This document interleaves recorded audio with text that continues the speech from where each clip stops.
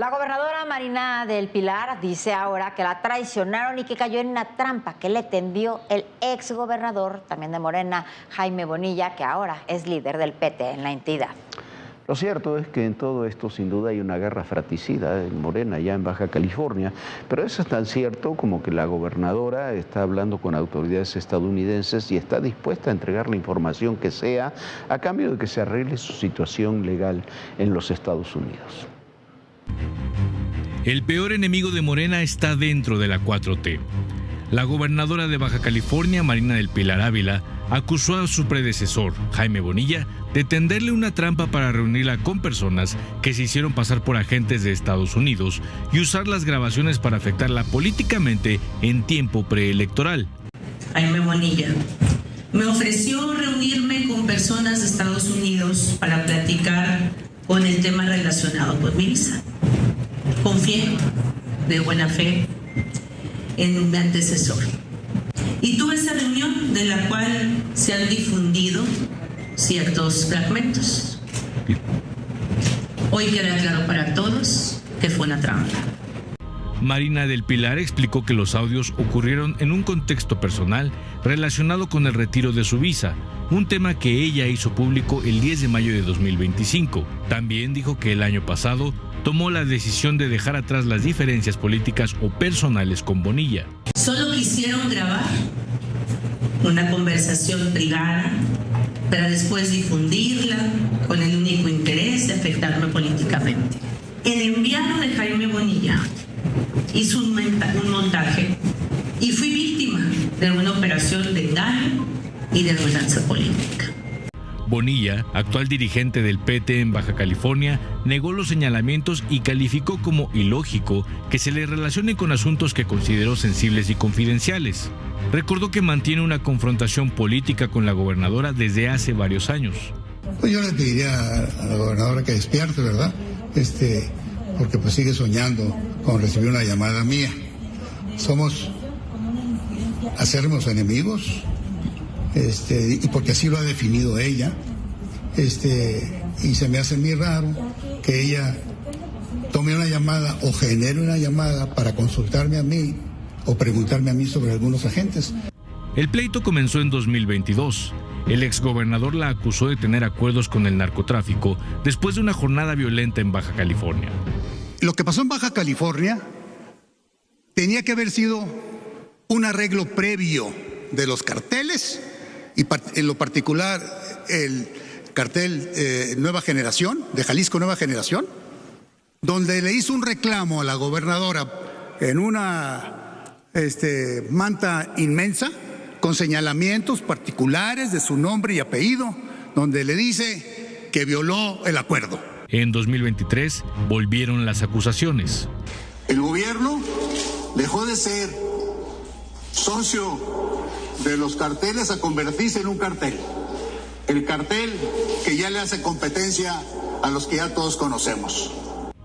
Pero Bonilla no está libre de polémica. Fue sancionado por violencia política en razón de género por expresiones contra Marina del Pilar. Es una lástima que un exgobernador muestre con tanta ligereza hacer acusaciones tan serias y delicadas como las que ha hecho sobre mí, sin sustento, sin pruebas, sin fundamentos, mintiendo y haciendo rabietas. Quiso alargar su minigobernatura de 2 años, imponer un fiscal general del Estado transeccional, quedarse con el SAT estatal, privatizar las cárceles y firmó el contrato con Next Energy por 44,000 millones de pesos. Por esto último lo vincularon a proceso por peculado, abuso de autoridad y uso ilícito de facultades y atribuciones. Así, un capítulo más de la 4T contra la 4T. Azteca Noticias. Mira, ahí probablemente los dos tengan una parte de razón, tanto Marina del Pilar como Bonilla. Los dos tienen cosas de los que se lo puede acusar, pero en términos concretos, de hechos, de pruebas, como decía ahí la gobernadora, las pruebas indican, ahí están los audios, eso es indefendible, que ella está dispuesta a dar a conocer información y colaborar con los Estados Unidos a cambio de solucionar su situación legal con los Estados Unidos. Incluso se divorció de su ahora ex esposo muy rápidamente porque él también estaba involucrado en estas cosas, y las acusaciones que hace Bonilla en este tema por lo menos se han ido reflejando en los hechos. Habrá que ver qué es lo que resulta de todo esto. Esto es una lucha fratricida, pero dentro de esa lucha fratricida no perdamos de vista lo principal.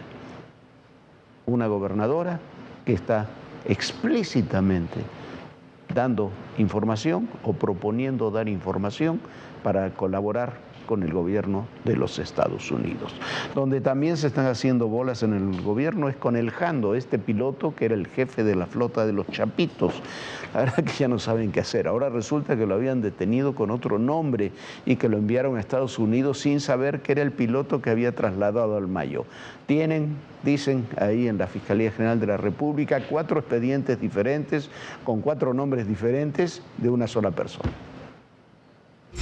La Fiscalía General de la República confirmó este miércoles que Mauro Alberto N., alias El Jando, fue el piloto que trasladó a Ismael El Mayo Zambada y a Joaquín Guzmán López a Nuevo México en julio de 2024. Lo identificó hasta junio de 2026, casi un año después de haberlo entregado al gobierno de Estados Unidos junto con otros 25 delincuentes. En el comunicado, precisó que fue detenido el 8 de febrero de 2025, luego de un enfrentamiento que dejó un militar muerto y 5 heridos. El Jando se identificó con otro nombre y negó sus nexos con el cártel de Sinaloa. Tras confirmar su verdadera identidad, fue vinculado a proceso. Durante casi 2 años, el Jando aparecía relacionado con la cúpula de la facción de los Chapitos del cártel de Sinaloa, pero no se conocía el papel clave que desempeñó en la entrega de Ismael El Mayo Zambada a Estados Unidos. Sin embargo, está señalado como la persona de confianza que piloteó la aeronave en la que el cofundador del cártel de Sinaloa cruzó la frontera en julio de 2024, pero eso no fue lo que contó entonces el gobierno federal. Se presentaron ante el agente federal de migración, en la oficina de migración, en el área de aviación general del Aeropuerto Internacional de Hermosillo, quien presentó el plan de vuelo para una aeronave matrícula N8454Z. El plan de vuelo indica un piloto a bordo de nombre Larry Curtis Parker. Larry Curtis negó públicamente haber transportado al Mayo y el propio gobierno mexicano reconoció contradicciones en sus declaraciones. Después se identificó a Mauro Alberto El Jando como el piloto que sí trasladó al Mayo, pero en lugar de permanecer en nuestro país para ser investigado, lo entregaron a Estados Unidos. El piloto fue deportado, fue detenido por portación de armas y fue entregado con base en la Ley de Seguridad Nacional al gobierno de Estados Unidos. En febrero de 2025, el secretario de Seguridad, Omar García Harfuch, dijo que el Jando era piloto de confianza de Joaquín Guzmán López, quien se llevó al Mayo. Sí podemos adelantar que esta persona, en efecto, es piloto de confianza del líder de la célula delictiva que tiene que ver con la privación ilegal de la persona que fue entregada en Estados Unidos. El Jando fue detenido el 8 de febrero de 2025 en la comunidad de Jesús María de Culiacán, Sinaloa, por portación de arma de fuego de uso exclusivo del ejército y delitos contra la salud. También por haber enviado a un grupo armado para intentar rescatar a Ovidio Guzmán López durante el operativo conocido como el Culiacanazo del 5 de enero de 2023. En agosto de 2025, el Jando fue entregado a las autoridades estadounidenses que lo requerían por narcotráfico y en abril de este 2026 aceptó un acuerdo de culpabilidad con el Departamento de Justicia. Solo con el paso de los meses y la divulgación de documentos judiciales e investigaciones periodísticas se conoció el verdadero papel del Jando en el caso. Azteca Noticias. Y donde no se apartan ni un centímetro de su estrategia es en Washington. Las declaraciones del director de la DEA, Terry Cole, del día de ayer van en la misma línea que viene manejando la Casa Blanca desde hace ya varios meses, pero sobre todo desde la fracasada reunión del secretario del Homeland Security, Mark Wayne Mullen, en mayo pasado aquí en México, en Palacio Nacional. Las palabras del director de la DEA sobre los vínculos entre los cárteles del narcotráfico y el gobierno mexicano, calificándolos como una peligrosa conexión inseparable, calaron hondo en la 4T. Ponemos todo el peso de nuestra agencia en la lucha contra los cárteles. Esto incluye la peligrosa conexión entre las redes de los cárteles y el gobierno mexicano. Son inseparables. Así de claro fue Terry Cole, justo cuando México y Estados Unidos parecen llegar a un punto decisivo en el tema del narcotráfico. No se trató de un escrito de una oficina del gobierno de Estados Unidos, como se insisten en decir en la 4T. Fue el director de la DEA el que reiteró un problema que ronda desde hace tiempo en Washington. Los cárteles de la droga y el gobierno mexicano tienen una peligrosa conexión y son inseparables. Además, no es la primera vez que Cole es así de incisivo contra los funcionarios mexicanos y sus nexos con grupos criminales. Fentanyl is a threat like we've never seen before. The Mexican cartels, Sinaloa and CJNG, are priority number one of the DEA. Cole, que durante la administración pasada fue el representante de la DEA en México y que terminó tan mal que incluso renunció, fue elegido para dirigir la agencia con la llegada de Trump en su segunda presidencia. Dijo que la DEA pone todo el peso en la lucha contra los cárteles, sus facilitadores, distribuidores, lavadores de dinero, proveedores de sustancias químicas y cualquier persona que se beneficie envenenando a ciudadanos estadounidenses.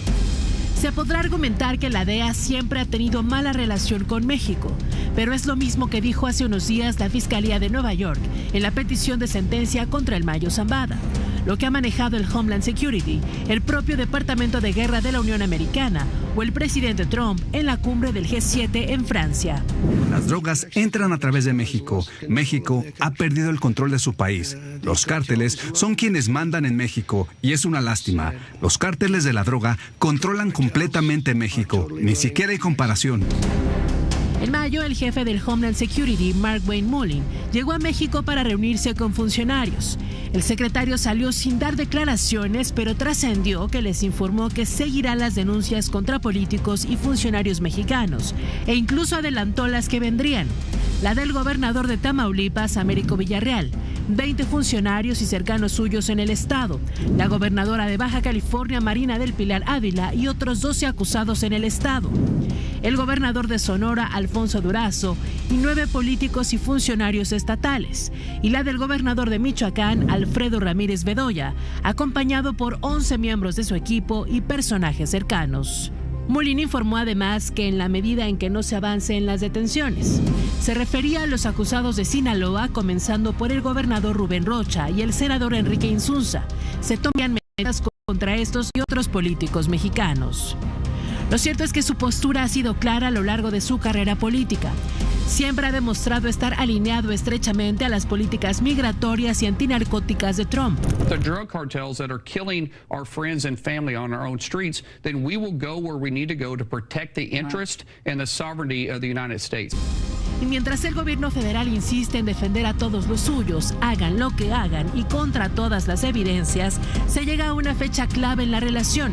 El domingo 19 de julio termina el Mundial, la tregua, y vendrá lo que se había adelantado. Las acusaciones de Estados Unidos contra funcionarios y exfuncionarios mexicanos por nexos con el narcotráfico, ante la información y testimonios entregados por testigos, colaboradores y líderes de cárteles bajo custodia de Estados Unidos. Mire, lo que no se entiende o no se quiere entender, pero que es muy importante, es que hay un cambio de paradigma. Hay un cambio de la orientación general de las cosas desde incluso antes de que llegara Donald Trump al gobierno. Por eso fue la extracción del Mayo Zambada durante muchos años. Desde el caso Camarena, desde los años 80 hasta ahora, siempre el eje se puso en la detención de los capos y de las estructuras, de los operadores más cercanos a ellos, y eso se ha realizado una y otra vez. Quizás el sexenio pasado es el que menos se realizó, pero este sexenio se ha detenido a muchas personas, se ha abatido a otros, hay 3.000 laboratorios que han sido decomisados. Eso creo que es indiscutible y es algo que está haciendo bien el gobierno mexicano.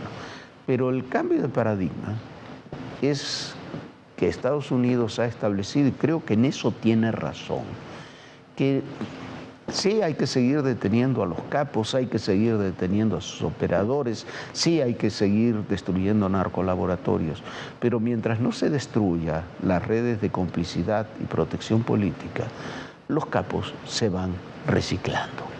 Ese es el tema.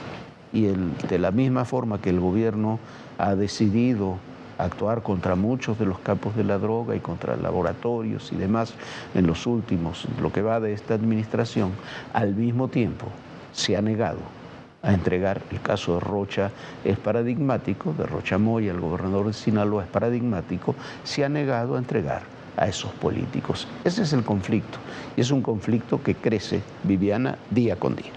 Sin lugar a dudas, y en el tema del contrabando de combustibles tampoco hay avances. Mientras las autoridades detienen a unos presuntos delincuentes, los jueces liberan a otros. Este hombre que aparece en la foto con Andrés Manuel López Obrador fue detenido en mayo pasado. Le presentamos esta imagen cuando el gobierno federal presumió su captura como un líder guachicolero del Cártel del Noreste. Pero esta semana quedó libre por falta de pruebas. José Antonio Cortés Huerta, alias el Titán, en realidad estuvo poco tras las rejas, ya que obtuvo diversos beneficios legales. Por ejemplo, por orden de un juez, pudo abandonar la cárcel en junio para ser hospitalizado supuestamente por graves problemas de salud. Fue capturado el 9 de mayo pasado en Nuevo León, en un mega operativo de las fuerzas federales, en el que se realizaron cateos simultáneos en diversos inmuebles de Monterrey, San Pedro y Allende. Se decomisaron armas, drogas, vehículos y hasta animales exóticos. El gobierno federal presumió en la conferencia mañanera que la operación fue un golpe contra la red del huachicol fiscal.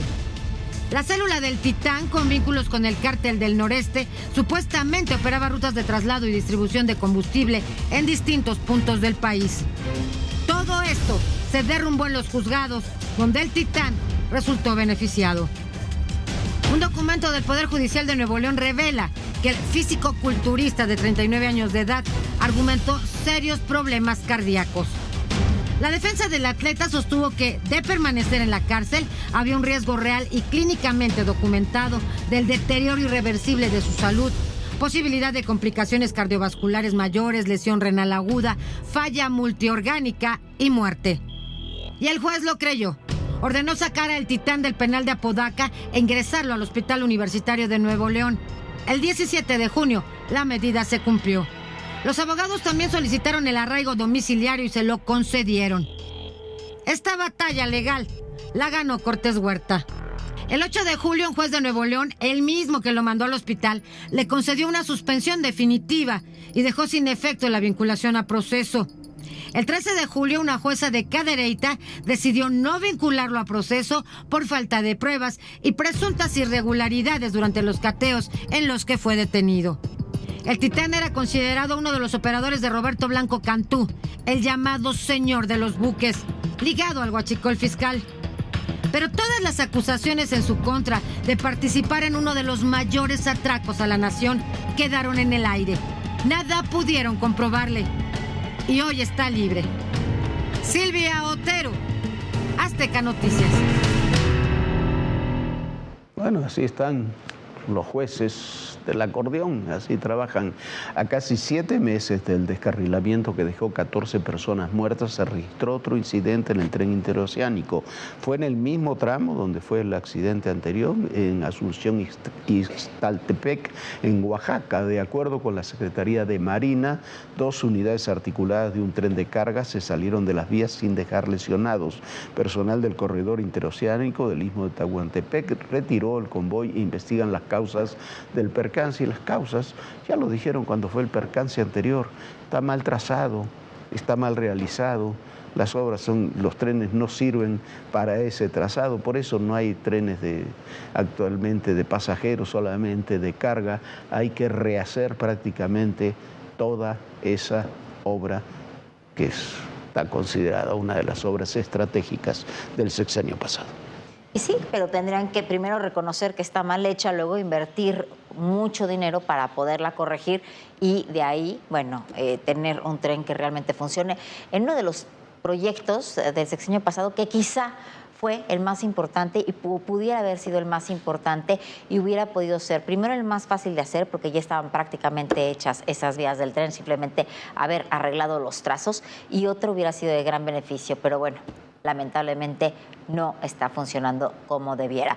Y mientras tanto, el Pentágono dice que está estudiando acciones militares contra Cuba, que recientemente sufrió un nuevo apagón generalizado. Altos funcionarios del Pentágono examinan diversas opciones para una posible acción contra Cuba, incluido un asalto aéreo liderado por el ejército, en el que participarían miles de soldados estadounidenses. Los funcionarios, que hablaron con la cadena CBS News bajo condición de anonimato por tratar asuntos de seguridad nacional, recalcaron que las sesiones informativas no son un indicio de que el presidente Donald Trump o el Pentágono ya hayan decidido llevar a cabo una operación.